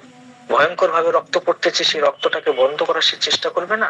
কিন্তু আপনার জানা উচিত সেখানটায় কি ধরনের ট্রিটমেন্ট নেওয়া হয়েছে, সেটাকে কি সাবটেস্ট করা হয়েছে, সেখানে কি কোনো প্যালিয়েশন করা হয়েছে, এইভাবে সাবপ্রেশনের ফলাফলে কি একটু অন্য ধরনের কিছু আর একটু ডিপ লেভেলের কোনো কিছু প্রকাশ পেয়েছে, হেমোরয়েডিস সাবপ্রেস করেছে। তারপরে অ্যাজমাটিক কমপ্লেন্স। তো আপনি অ্যাজমার যখন ট্রিটমেন্ট নিচ্ছেন, তো অ্যাজমার যখন আপনি কেস টেকিং করতেছেন যে কখন হয়, কোন সময় হয়, ডিউরেশন কেমন, কি করলে অ্যাগ্রাভেশন হয়, কি করলে অ্যাগ্রাভেশন হয়, সেই সময় আপনি এটাও জিজ্ঞেস করেন যে আপনি এর পূর্বে কিসের ট্রিটমেন্ট নিয়েছিলেন। তখন রোগী বলবে, ডাক্তার আমার তো পায়খানায় প্রচন্ড রক্ত আসতো, আমি এই কিছু ট্যাবলেট ইউজ করেছিলাম, তারপর থেকে আমার ওই রক্ত পড়াটা কিন্তু ভালো হয়ে গেছে, কিন্তু তারপর থেকে আমার কিন্তু শ্বাসকষ্ট লাগতেছে। তো আপনি দেখছেন এখানটায় একটা সাপ্রেসিভ ট্রিটমেন্ট নিয়েছে সে, তাহলে আপনি অনেকটা ক্লিয়ার হলেন যে আমি যদি সঠিক ওষুধ প্রেসক্রিপশন করতে পারি, তো অনেক সময় এরিংস ল ফলো করতে গিয়ে এই হেমোরয়েড, এই অ্যাজমাটিক কমপ্লেন্স এর ইমপ্রুভমেন্ট হবে, হেমোরয়েডিস আসতে পারে বা কোনো অন্য ধরনের এক্সটার্নাল সিমটমস, মানে লেস ভাইটাল অর্গানের মধ্যে কোনো রোগ প্রকাশিত হতে পারে। তো অ্যাজমার কন্ডিশনটা কিন্তু চলে যাবে। তারপরে যদি আপনার হঠাৎ করে রক্ত পড়া শুরু হয়, তো আপনিও বুঝলেন যে আচ্ছা তাহলে হেরিংস ল ফলো হয়েছে, তাহলে এখানটায় আমার কিছু করণীয় নয়, যদি খুব ভয়ঙ্কর কিছু না হয় আমি কিছুই করবো না, ওয়েট অ্যান্ড ওয়াচ করবো, কেননা এই হেমোরয়েডিস এর জন্য আয়ুর্বেদিক মেডিসিন খাইছি। তাহলে ট্রিটমেন্টের হিস্ট্রি, বিশেষ করে প্রেজেন্ট কমপ্লেন্স এর উপরে সে কি কি ওষুধ খাইয়ে আসছে, হ্যাঁ সেখানটায় কতদিন ধরে সেই ট্রিটমেন্টটা নিয়েছে, তারপর ফলে বর্তমান সিমটোলজি কতটা চেঞ্জ হয়েছে সেটা আপনি পরিষ্কার ভাবে বুঝতে পারবেন। তো সেক্ষেত্রে আপনি কি করবেন, সেক্ষেত্রে আপনি চাইলে তাকে একটু প্ল্যাসিবো দিয়ে ওয়েট করাতে পারেন, কেননা অ্যালোপ্যাথিক মেডিসিন শরীরের মধ্যে খুব অল্প দিন ব্যবহার করলে তার যে এফেক্ট গুলো আছে সেগুলো অটোমেটিক চলে যায়। হোমিওপ্যাথিক যদি কোনো ট্রিটমেন্ট নিয়ে সেটাকে প্যালিয়েট করে, বর্তমানে পেটেন্টের তো মহামারী ছড়িয়ে পড়েছে আমাদের মধ্যে, এবং পলিফার্মেসির একটা বিরাট প্রবণতা আমাদের মধ্যে আছে। পলিফার্মেসি মানুষ তার নলেজের অভাবের কারণে বেশি করে সম্ভবত। তো এই পলিফার্মেসির ফলে যদি কেসটা বিকৃত হয় যে হোমিওপ্যাথিক ট্রিটমেন্ট নিয়েছিলাম, তাহলে আপনি অবশ্যই জিজ্ঞাসা করেন পূর্বে কি সমস্যা ছিল আর কিসের জন্য ট্রিটমেন্ট নিয়েছিলেন, তার সম্ভাব্য ফলাফল কি হয়েছে সে সম্পর্কে আপনি একটু খাতায় নোট রাখবেন।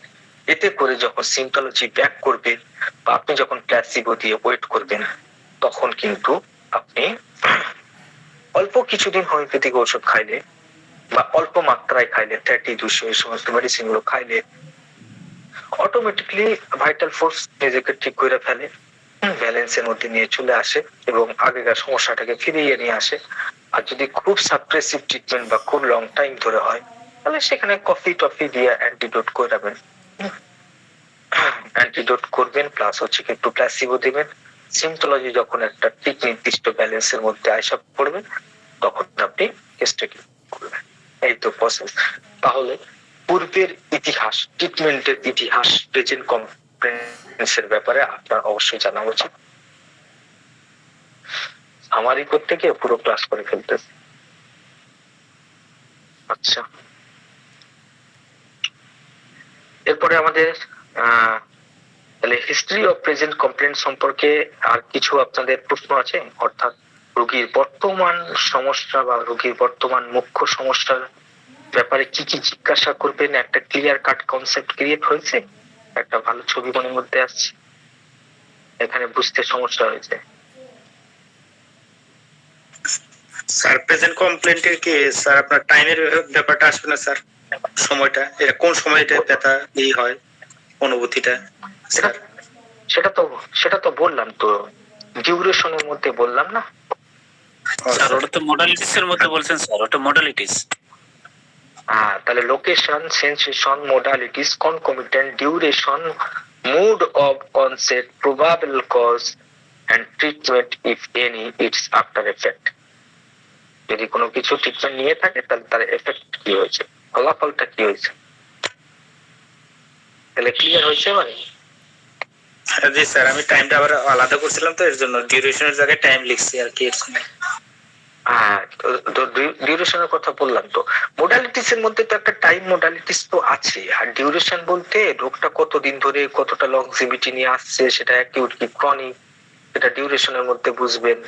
আবার ডিউরেশন বলতে নানান ধরনের, ধরেন রক্ত একদিন পড়তেছে বা বিকেল 4টে থেকে 8টা, যে লাইকোপোডিয়ামের উদাহরণ দিলাম, ওর মধ্যে তো ডিউরেশনের কথা বললাম, তাই না? আচ্ছা, এবারে পাস্ট হিস্ট্রি, পাস্ট হিস্ট্রির মধ্যে আপনি কি জিজ্ঞাসা করবেন? স্যার ফ্যামিলি হিস্ট্রি স্যার, তার বংশে কি কি, তার বংশে বাবা মার তার কি কি রোগে, কঠিন রোগে ভুগছে, তার ভাই বোন কেউ কোনো কঠিন রোগে ভুগছে কিনা, এবং ভাই বোন যদি মারা যায় থাকে কোনো রোগে মারা গেছে, এবং মা যদি মারা যায়, বাবা মারা যায়, কোনো কঠিন রোগে মারা গেছে কিনা, দাদা দাদি, নানা নানি, রক্তের সম্পর্কের কারো যদি কঠিন কোনো সমস্যা থাকে, রোগগুলা থাকে, সেটা ব্যাপারে, এবং অতীতে কি কি তার রোগ হয়েছিল এবং কি কি চিকিৎসা নিছে, এবং কি কি ওষুধের তার মধ্যে ব্যবহার হয়েছে এগুলো জিজ্ঞেস করা যায় স্যার। আরো তার ছোটবেলায় কি কি হয়েছিল, কি কি রোগে ভুগছে, এই ইতিহাসগুলো, কত বছর বয়সে এবং সর্বশেষ তার কি অসুখ হয়েছে, কতদিন আগে তার জ্বর হয়েছিল, এগুলো স্যার নেওয়া যায় স্যার।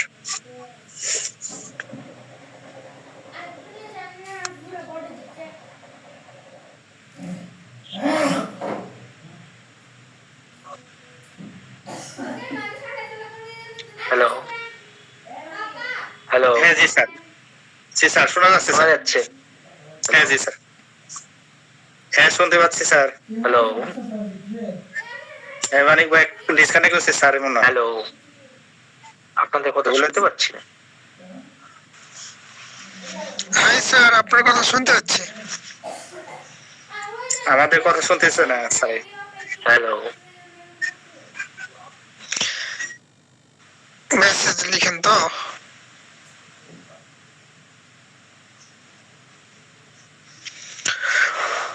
ও আল্লাহ, সুবহানাল্লাহ, আলহামদুলিল্লাহ।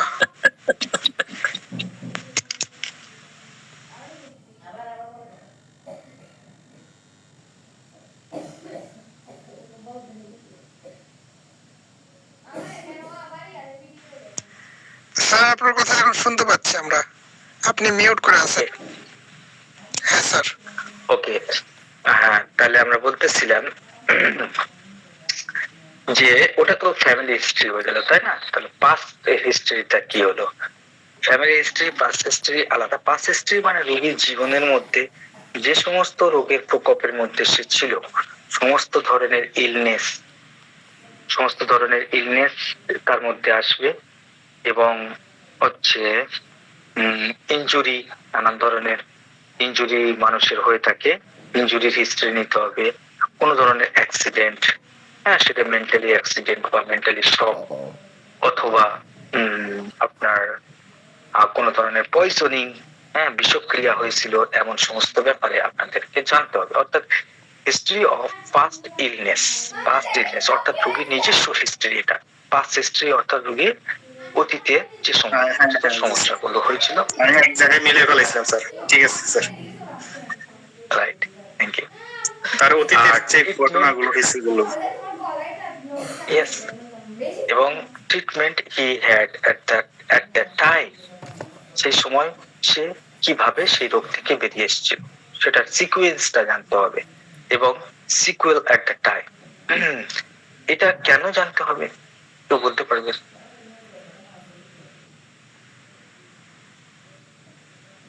তার অতীতের কারণে তার অনেকগুলো এই রোগটা নির্বাহিত হতে পারে।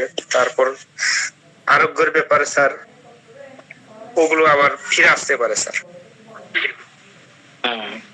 এবং অতীতের তার এই কজেশনের কারণে তার এই বর্তমানে যে রোগগুলো এগুলো হতে পারে স্যার। এর জন্য আমাদের জানা দরকার। একটা খুব ভালো উত্তর আছে, কেউ বলতে পারবে এক কথায়? এই যে ডিজিজ গুলা যে যখন আমরা একটার পর একটা প্রেসক্রিপশন করবো, লেয়ার গুলা কিভাবে কাটবে সেটা বোঝার জন্য। তার লেভেল অফ হেলথ কে বিবেচনা করার জন্য, তার স্বাস্থ্যের অবস্থাকে পরিমাপ করার জন্য, যে রোগীটা কোন ধরন থেকে বিলং করছে, এই গ্রুপ থেকে আসতেছে, অর্থাৎ বিতুল কাছে যে লেভেল অফ হেলথ আছে সেইটাকে বিবেচনা করার জন্য। অর্থাৎ অতীতে কি কি ধরনের রোগ হয়ে হয়ে হয়ে হয়ে আজকের বর্তমান কন্ডিশনটা এসছে, সেটা জানলে আপনি সেখানে বুঝতে পারবেন তার ভাইটাল এনার্জিটা বর্তমানে কিভাবে কাজ করছে, কেমন ভাবে কাজ করছে। এটা আমার পয়েন্ট। যেমন বিশেষ করে আমাদের এই পাস হিস্ট্রির মধ্যে আমাদের জিজ্ঞাসা করার দরকার, রোগীর শেষ কবে তার খুব জোরে জ্বর এসেছিল, হাই ফিভার 102 103, এরকম ফিভার কতদিন আগে এসেছিল। এটা জিজ্ঞাসা করার একটা কারণ আছে। অনেকের মনে হতে পারে এটা কেমন একটা বেতুকা ব্যাপার, এটা জিজ্ঞাসা করে কি লাভ হইতে পারে, কিন্তু অ্যাকচুয়ালি তার মধ্যে কেমন ধরনের অ্যাকিউট ক্রিয়েট হইতেছে কিনা। গ্রুপ সি এবং গ্রুপ ডি এর মধ্যে কখনো আপনি অ্যাকিউট ইলনেস পাবেন না। সেখানে যা কিছু আছে সবই ক্রনিক ফর্মের মধ্যে আছে, সেখানে যা কিছু আছে সবকিছু ক্রনিক, রাইট? সেখানে কোনো অ্যাকিউট ফেজ দেখবেন না। কিন্তু এ এবং বি এদের স্বাস্থ্যের লেভেল ভালো হওয়ার জন্য আপনি এ গ্রুপের মধ্যে যদি দেখেন তাহলে সেখানটা আপনি দেখবেন প্রচুর পরিমাণে অ্যাক্টিভিটিনেস ক্রিয়েট করছে এবং সেটার ইন্টেন্সিটি খুবই বেশি, যদিও হিলিং প্রসেস খুবই দ্রুত, কুইক। বি গ্রুপের মধ্যে আপনি দেখবেন সেখানটা বেশিরভাগ রোগ আসতেছে অ্যাকিউট থেকে আসতেছে এবং ফ্রিকোয়েন্ট অ্যাকিউটের অ্যাটাক হইতেছে। এক সপ্তাহ বাদে বাদে সর্দি হয়েছে, এক সপ্তাহ বাদে বাদে কাশি হইতেছে, কিন্তু সেখানে ইনফেকশন বলেন আর যাই কিছু বলেন সেগুলো খুবই সুপারফিশিয়াল থাকে। এবং এখানে ভাইটাল এনার্জি সদা সর্বদা মানে ভাইটাল এনার্জিকে এইভাবে মানে কাজ করতে পারছে, কিন্তু হচ্ছে কি একটু বাধাগ্রস্ত হচ্ছে। আর সি গ্রুপের মধ্যে গিয়ে আর ভাইটাল এনার্জিকে ঠিকভাবে কাজ করতে দেয় না, তখন অ্যাক্টিভ ক্রিয়েট হতে পারে না। এই যে আমার হাতের মধ্যে দেখছেন না, যে এটাকে মানে ভাইটাল এনার্জি কাজ করতে চাইছে, সিমটমস প্রডিউস করতে চাইতেছে কিন্তু করতে পারছে না। এবং ডি গ্রুপের মধ্যে গিয়ে সম্পূর্ণ ভাইটাল ফোর্স লক, এখানটায় আর কিছু হইবার নাই। যতই ছাড়াবার চেষ্টা করুক, যতই সিমটোলজি প্রডিউস করার চেষ্টা করুক বডি, সিমটমস আর প্রডিউস করে না, সেখানে শুধু ডিজেনারেটিভ প্রসেস অ্যাক্টিভ হয়ে যায় এবং ভয়ঙ্কর ভয়ঙ্কর প্যাথোলজি, রোগী মৃত্যুর সম্মুখীন হয়। তাহলে এই যে পাস্ট হিস্ট্রিটাকে আপনি যখন চেক করবেন এবং তার রোগগুলো ক্রমাগত কিভাবে ডেভেলপমেন্ট করেছে সেগুলোকে আপনি যখন দেখবেন, তখন আপনি এখান থেকে প্রগনোসিস করতে পারবেন যে রোগী ঠিক হবে কি হবে না, রোগী যদি ঠিক হয় কতদিন ডিউরেশনের মধ্যে ঠিক হবে এবং রোগীর সম্ভাব্য ফলাফল মেডিসিন দেওয়ার পরে কি হবে।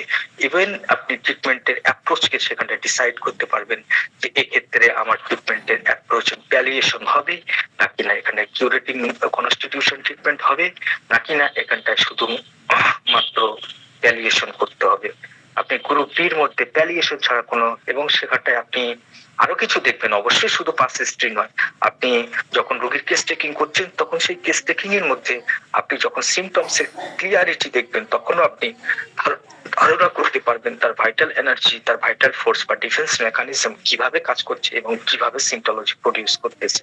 আপনি যদি দেখেন যে সেখানে সুস্পষ্ট ভাবে, যেমন আমার আর্নিকার কেসটার মধ্যে আমি বললাম যে সেখানে সুস্পষ্ট ভাবে সিমটোলজি ক্রিয়েট করছে, আর্নিকা সেই ফিয়ার অফ টাচ, আর্নিকা সেই হচ্ছে গিয়ে সোরনেস, সেই ব্রুইসড পেন, সেই কারণ সমস্ত কিছু একটা সেটিং এর মধ্যে চলে আসতেছে। এবং আমি সেখানে গিয়ে চেক করতেছি তার 6 মাস পূর্বে ভয়ঙ্কর ফিভার হয়েছিল।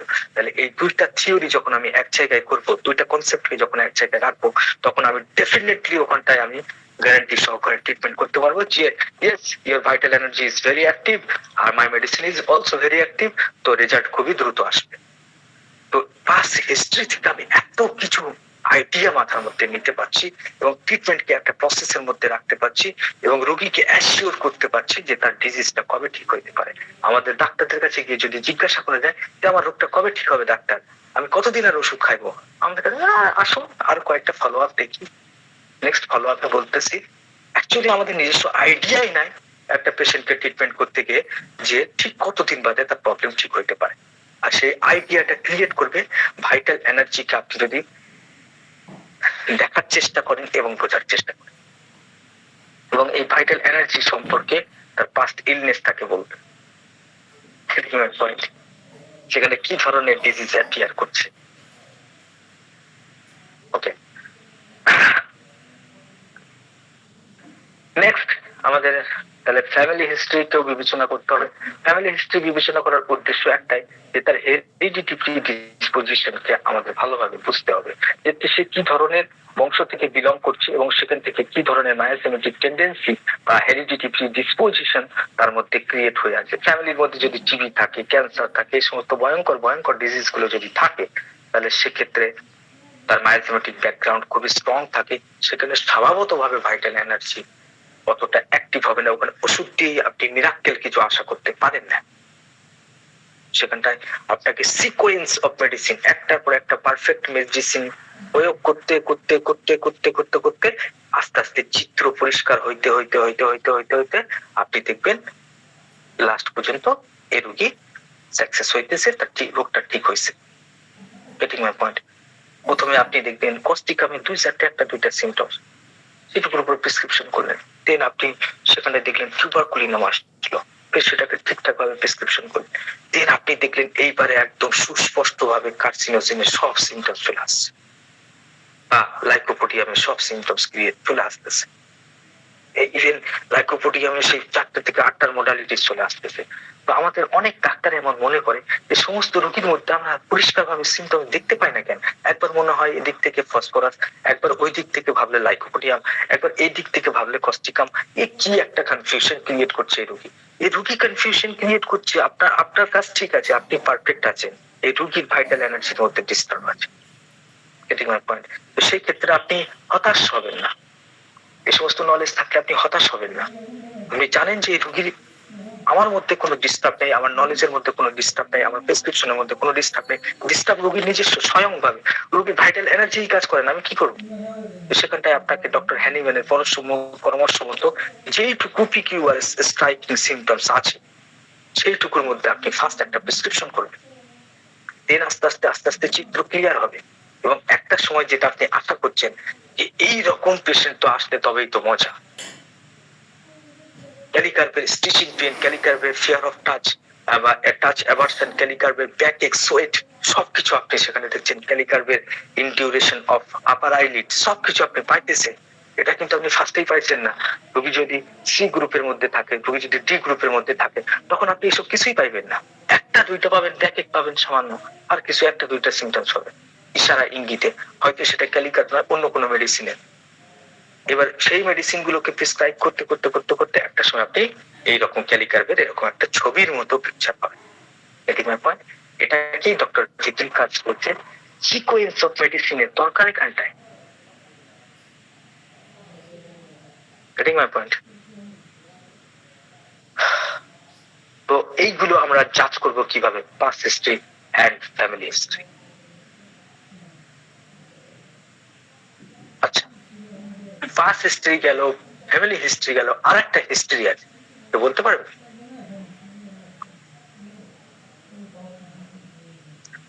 Personal history.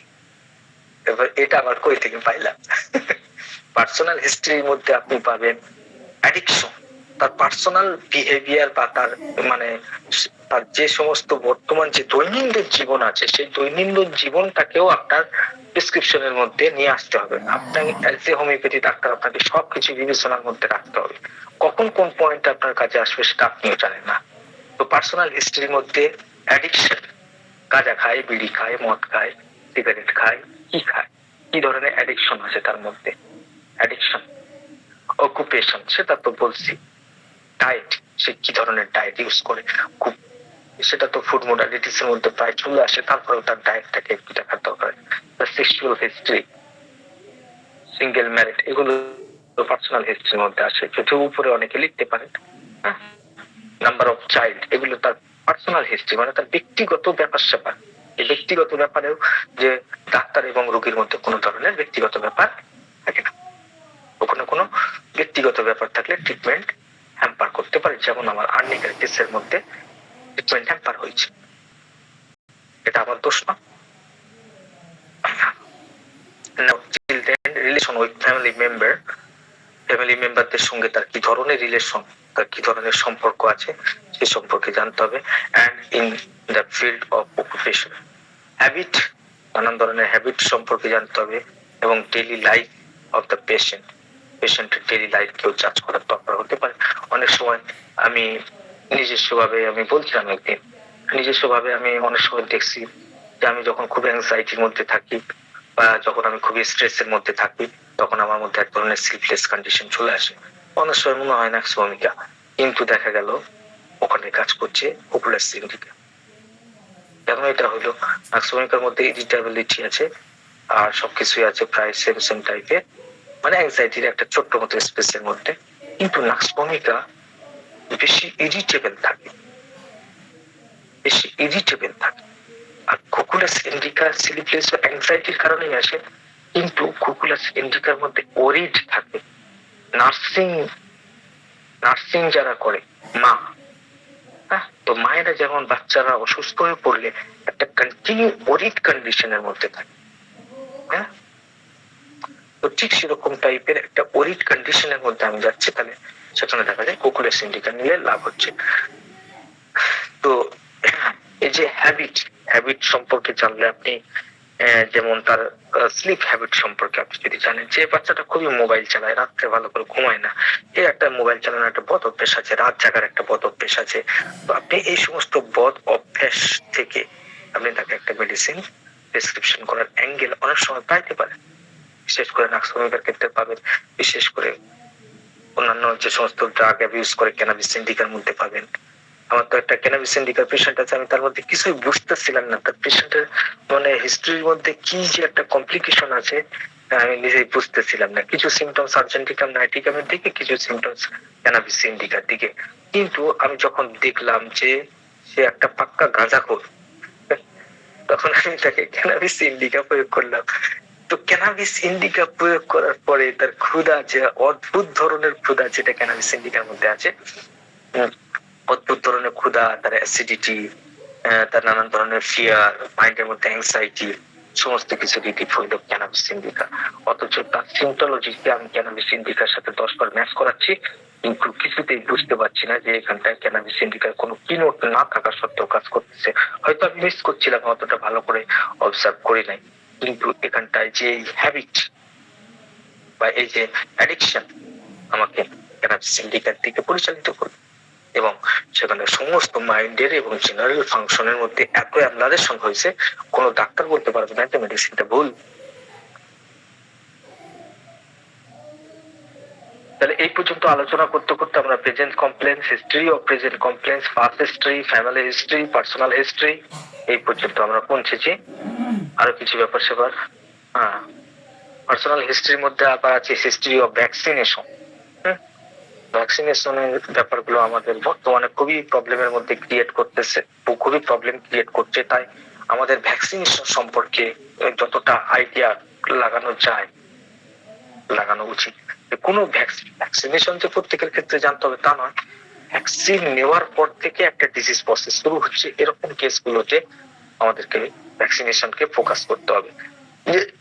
যেখানে দেখা যাচ্ছে কোনো পজিশন পাচ্ছি না, তো একবার জিজ্ঞাসা করি যে কোভিড ভ্যাকসিন নেওয়ার পর থেকে আপনার কোন ধরনের কমপ্লিকেশন হয়েছে, এটা আগে কখনোই ছিল না, গেটিং মাই পয়েন্ট? তখন ভ্যাকসিনেশনের সঙ্গে একটা রিলেশন অটোমেটিক চলে আসবে। নানান ধরনের ফিমেলদের ক্ষেত্রে নানান ধরনের অবস্টিক্যাল হিস্ট্রিও জানার দরকার, যে আপনার লাস্ট বাচ্চাটা বা আপনার বাচ্চাগুলো কেমন ভাবে হয়েছে, নার্সে কি বলবে সার্জারি হয়েছে না সেকেন্ড টাইম নর্মাল ডেলিভারি হয়েছে, বা ও নানান ধরনের অবস্টিক্যাল ব্যাপারগুলো সম্পর্কে আমাদের ধারণা রাখতে হবে। কোনো কিছু কিছু পেশেন্ট আছে এমন যারা না কিছু না কিছু টনিক না খাইলে, ভিটামিন না খাইলে তারা নিজেদেরকে খুবই দুর্বল অনুভব করে। যেমন আমাদের ইন্ডিয়ান একটা ফেমাস মেডিসিন আছে রিভাইটাল ক্যাপসুল, কিছু কিছু পেশেন্ট আছে কন্টিনিউয়াসলি রিভাইটাল ক্যাপসুল ইউজ করে। কেন? শক্তিটা ভালো পায়, ফ্রেশ লাগে। আবার কিছু কিছু মেডিসিন, কিছু কিছু পেশেন্ট আছে তারা তো রেগুলারলি ঘুমের ট্যাবলেট ব্যবহার করে। কিছু কিছু পেশেন্ট আছে যারা রেগুলারলি নানান ধরনের আয়ুর্বেদিক চূর্ণ খায়, চবনপ্রাশ, হেন তেন, এটা সেটা, ওইটা পায়খানা ভালো হয় ওই কারণের জন্য। তো এই ধরনের মেডিসিন গুলো কোন রেগুলার কোন মেডিসিন সে টেক করে কিনা সেই ব্যাপারে ইনভেস্টিগেশন করার দরকার। Getting my point?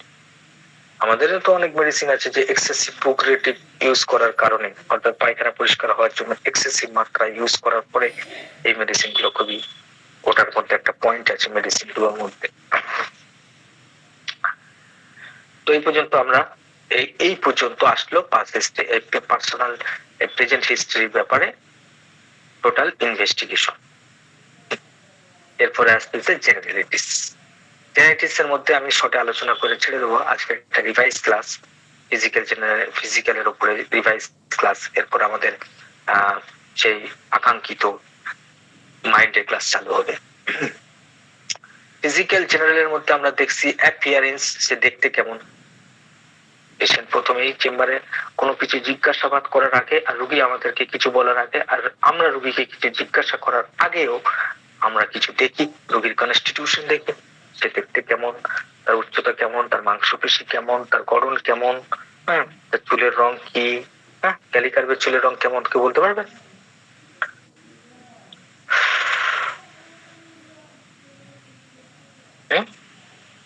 ক্যালিকার্ভের চুলের রং কেমন? ক্যালিকার্ভের কালো চুল। ইয়েস, ক্যালিকার্ভের কালো চুল, ক্যালিব্রোমেটামেরও মনে হয় কালো চুল। তো অ্যাপিয়ারেন্স আমরা কিছু দেখি, সেটা হচ্ছে অ্যাপিয়ারেন্স। তারপরে তার আমরা জানবো অ্যাপিটাইট সম্পর্কে, তার থার্স্ট সম্পর্কে, সম্পর্কে বিস্তারিত ভাবে আলোচনা করেছি পূর্বের ক্লাসগুলো, আপনারা একটু শুনে নেবেন kindly. Appetite, thirst, desire, aversion, হ্যাঁ, ইনটলারেন্স, টেস্ট অফ মাউথ, হ্যাঁ, তার মুখের স্বাদটা কেমন, স্যালাইভেশন, হ্যাঁ, তারপরে ন্যাচুরাল যে সমস্ত ডিসচার্জ আছে, ন্যাচুরাল ডিসচার্জ বলতে ফিজিওলজিক্যাল ডিসচার্জ, অর্থাৎ যেগুলো স্বাভাবিক ডিসচার্জ সেগুলোর সম্পর্কে ইনভেস্টিগেশন, যেমন স্টুল, পায়খানা, ইউরিন, প্রস্রাব, সোয়েট, ঘাম, মেনস্ট্রুয়েশন, এগুলো সবই ন্যাচুরাল ডিসচার্জ। এবার অ্যাবনর্মাল ডিসচার্জ সম্পর্কে আমরা যেরকম leucorrhoea abnormal discharge, coryza abnormal discharge, তো এই সম্পর্কেও আমরা জেনেছি। আমরা জেনেছি স্লিপ অ্যান্ড ড্রিমস, আমরা জেনেছি থার্মাল রিয়াকশন, আমরা জেনেছি general modalities and general tendency, right? তাহলে এই হচ্ছে কি আমাদের 14টা পয়েন্ট জেনারেলিটিস এর মধ্যে। আরেকবার মনে করিয়ে দিই, appearance, appetite, thirst, desire, aversion, intolerance, taste of mouth, salivation, natural discharge, abnormal discharge, sleep and dream, thermal reaction, general modalities, general tendencies. এই জেনারেল টেন্ডেন্সিস পর্যন্ত আমাদের ক্লাস শেষ হচ্ছে। ওকে, আজকের এই পর্যন্তই ক্লাস। নেক্সট আমরা মাইন্ডের ক্লাস শুরু করব নেক্সট বুধবার। বলেন, আপনাদের আজকের ক্লাসের উপর কোনো প্রশ্ন আছে? হ্যাঁ, আব্দুর রহিম ভাই বলেন।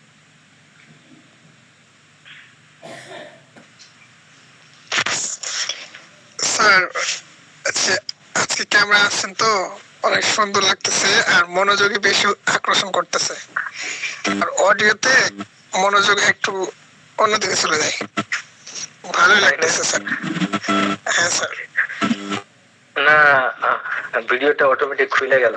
আমি ভাবছিলাম কিছুদিন আগে আমাদের একজন বলছিলেন যে ক্লাসটা একটু ব্ল্যাকবোর্ডে হলে খুব ভালো হয়, বা ভিডিওতে ক্লাস হলে খুব ভালো হয়, অনেক কিছু বোঝার সুবিধা হয় খুব বেশি।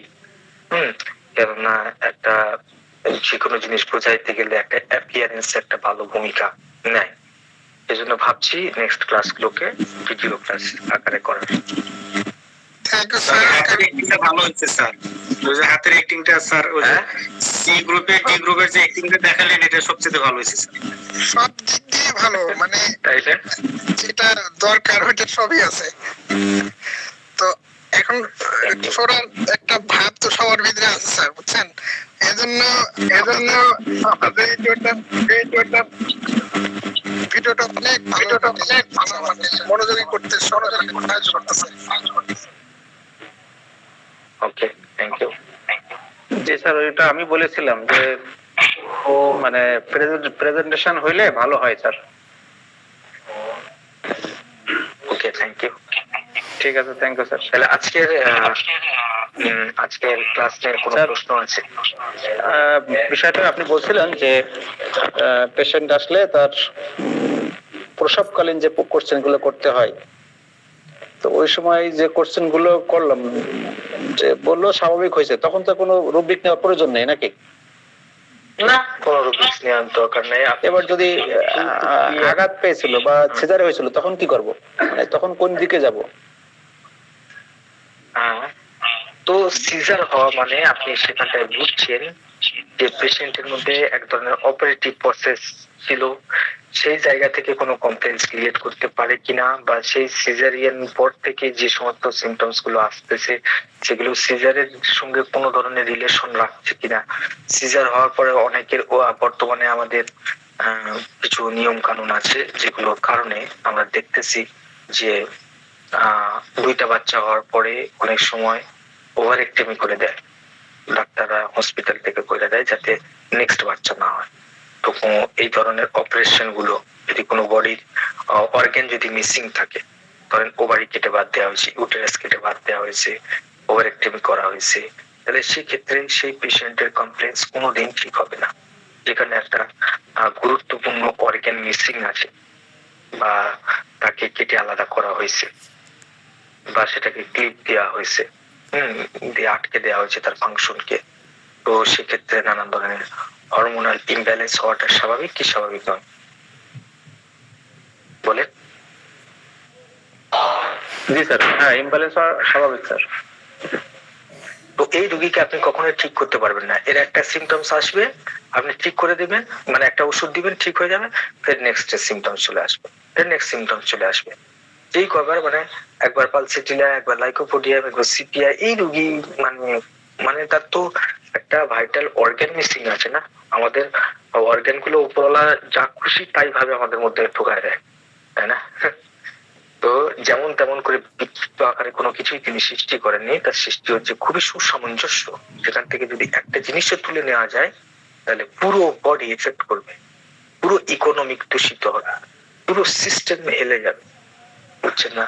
তো যাদের কোলেলিথিয়াসিস এর জন্য দেখা যায় গল ব্লাডার কাটিং করে দিয়েছে, ওই রোগীর গ্যাসের সমস্যা আপনি কখনোই ঠিক করতে পারবেন না, আপনি যত বড় হোমিওপ্যাথি ডাক্তার হন না কেন। এটি আমার পয়েন্ট। ওই রকম টাইপের সিজার ফিজার পরে থেকে। আর তাছাড়া তো আমরা অনেক মেডিসিনও পাই, যেমন স্ট্যাফিসেক্রিয়া। তো এখানটায় সাব কাটিং করার পরে এই ব্যাপারটাকেই তার হচ্ছে ব্যাকগ্রাউন্ডে যে হেরিডিটি প্রিডিসপোজিশন চলতেছে, এই ব্যাপারটা ইনফ্লুয়েন্সটা, এই যে এটা একটা কজেশন, এটা একটা এক্সাইটিং কজ, তখন সেই পিছনের প্রিডিসপোজিশনকে অ্যাক্টিভ করে দিল। Getting my point? যেরকম আমরা দেখি যে কোনো একটা ইনজুরি হইতেছে একজন ব্যক্তির পায়ের মধ্যে, সেটা কারো 2 দিনে ঠিক হয়ে গেল, কারো 1 সপ্তাহে ঠিক হয়ে গেল, আর কার সেখান থেকে আলসার হয়ে গেল। আঘাত একই পরিমাণে যদি আমরা ধরি, একই জায়গায় ধরি, একজনে হিল হইতেছে খুব কুইক, একজন মডারেট, আর একজন আলসারে চলে যাচ্ছে, পরবর্তীকালে ক্যান্সার হয়ে গেল। হয় না এমন? হয়তো হয় কি হয় না, আপনারা দেখেননি? তো ব্যাপারটা কি, আঘাত তো সবার লেগেছিল, কিন্তু এই যার হিলিং হয়ে গেছে এ খুবই ভালো স্বাস্থ্যের অধিকারী ছিল, প্রিডিসপোজিশন অতটা ছিল না, অ্যাক্টিভেট ছিল না। প্রিডিসপোজিশন মানুষের মধ্যে থাকে, কিন্তু অ্যাক্টিভেট না হইলে কিন্তু সে কোনো কাজের নয়। তো ঠিক ওরকম টাইপের মিডিয়াম টাইপের স্বাস্থ্য হয়তো সে বি গ্রুপের মধ্যে ছিল। আর যেটা হচ্ছে কি দেখা যাচ্ছে যে যেখান থেকে আলসার, সামান্য একটা আঘাতকে উপলক্ষ করে সেখান থেকে আলসার, তারপর সেখান থেকে ক্যান্সার, এই সমস্ত ব্যাপারগুলো এখানটায় জড়িয়ে আছে মায়োজেনেটিক ব্যাপার স্যাপারগুলো, বুঝছেন? এখানে জড়িয়ে আছে হেরিডিটি প্রিডিসপোজিশন। তাহলে ওই সিজারকে কেন্দ্র করে আপনি দেখবেন পরবর্তীকালে ভয়ঙ্কর ভয়ঙ্কর সিমটমস আসছে কিনা। সেখানটায় আপনি একটা মায়োজেনেটিক ইনফ্লুয়েন্সের কথাও চিন্তা করতে পারছেন, আর প্লাস সেটাকে কজেশন হিসেবে ধরে কোনো অ্যাকিউট প্রবলেম ক্রিয়েট করছে কিনা সেটাকেও আপনি বুঝতেছেন। তাহলে সিজার হিস্ট্রিটা ইম্পর্টেন্ট কি ইম্পর্টেন্ট নয়? Sir clear. তো একটু জি স্যার, আমি ওইটাই ভাবছিলাম। জি স্যার, জি স্যার, হ্যাঁ, থ্যাংক ইউ স্যার। আর কোনো সমস্যা? না স্যার, ঠিক আছে। Thank you. আসলে অ্যাকচুয়ালি আমি ক্যামেরায় আসতে চাই না, আমার মধ্যে একটু সমস্যা আছে। দেখ, আজকে ভুল করে যে ওপেন হয়ে গেছে, এটা ভালো হয়েছে স্যার। তাই না? জি, আচ্ছা, তাহলে হ্যাঁ, আমরা মানে একটা অ্যাডভার্টাইজ ছিল কোন এক সময়, মানে এই ছোট ছেলে বা অ্যাডভার্টাইজ আর কি, বাংলাদেশের অ্যাডভার্টাইজ। সেটা হলো 2 ভাই বোন এক জায়গাতে যাচ্ছে, তো যাইতে যাইতে একটা ওই বোনটা ওই কাদার ভিতর পড়ে গিয়েছে, কাদার ভিতরে। তো ওই ভাইটা হলো বড়, বোনটা হলো ছোট। তা ওই বলে কি যে ঠিক আছে, ওই ওই ভাইটা তখন ওই কাদার ভিতরে লাফ দিয়ে পড়ে ওকে কাদাকে বেশ মারধর করার একটা অভিনয় করে, বলে কি ঠিক আছে ওরকে বকা দিয়েছি, ওর মার দিয়েছি, তোর এরকম আর করবে না। তো ওর আম্মা বাসায় গেলে বলে কি, দাগ থেকেই যদি কিছু হয়, নতুন কিছু হয়, তাহলে দাগই ভালো। দাগ থেকেই যদি নতুন কিছু হয় তাহলে দাগই ভালো। তো ভুল করেও যদি আপনাকে দৃশ্যমান হয়ে যায় তাহলে সেই ভুলটাই ভালো। ওকে, আচ্ছা। কিন্তু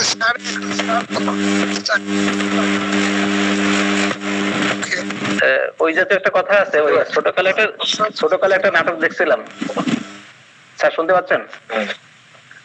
ছোটকালে একটা নাটক দেখছিলাম, নাটক তো নাটকে এই একটা নায়িকাকে ওই নায়ক ভালোবাসে, কিন্তু বলতে পারে না, কোনোভাবে বোঝাতে পারে না। তো সে সময় আপনি জানেন ফ্লপি ডিস্ক ছিল, ফ্লপি ডিস্ক মানে সিডি, আমরা এখন যেটা সিডি বলি, সে সময় ফ্লপি ডিস্ক ছিল।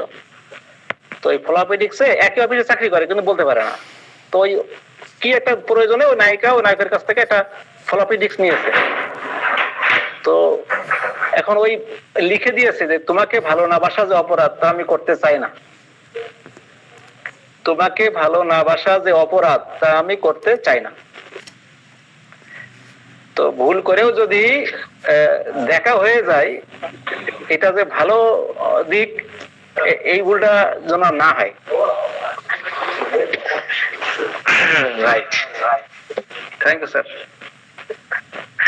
ওকে, তাহলে আজকের ক্লাস তাহলে এই পর্যন্ত নাকি? জি স্যার, ওই প্রেজেন্টেশন হইলে সুবিধা হয় কি?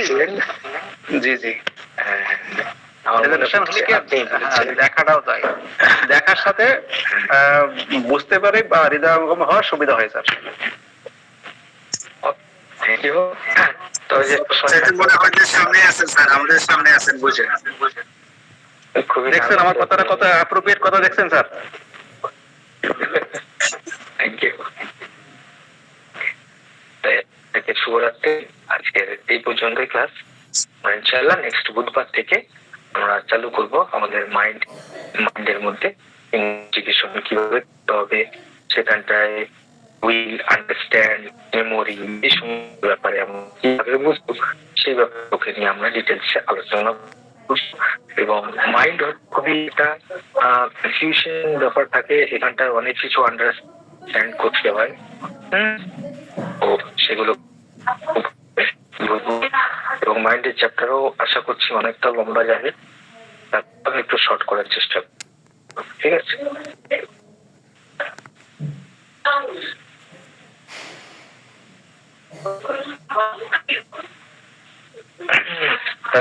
প্রত্যেকে শুভরাত্রি। আসসালামু আলাইকুম।